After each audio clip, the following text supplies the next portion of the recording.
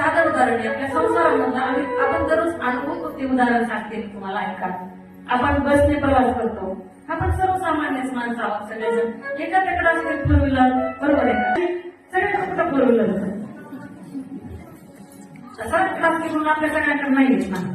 बसने जाणाऱ्यांसाठी सांगते, ऐका.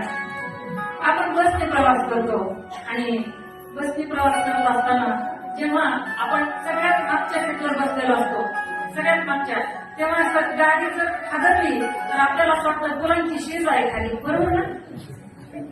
मोमो वाटतं ना खाली आदळल्यानंतर. चुकलेलं सांगायचं.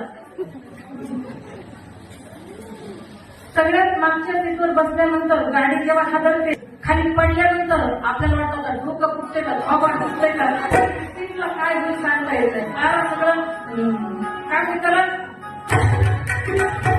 शिकून निघतं सगळं आलं, बरोबर.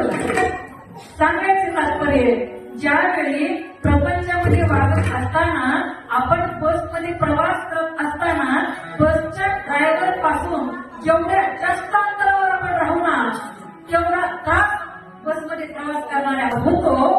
अर्थात बघा, बसच्या ड्रायव्हर पासून लांब गेलो तर आपल्याला त्रास होतो. प्रपंचामधलं उदाहरण आहे.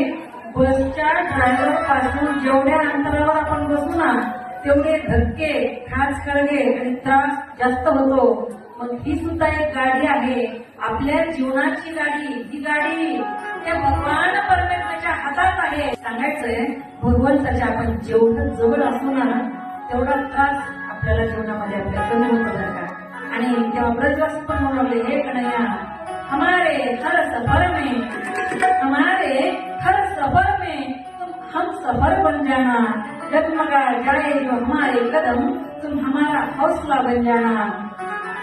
पहुंच ही जाएंगे हम मंजिल तक, पहुंच ही जाएंगे हम मंजिल तक, यकीन है हमें, बस तुम हमारे साथ इस सफर में यूं ही चलते जाना, यूं ही चलते जाना.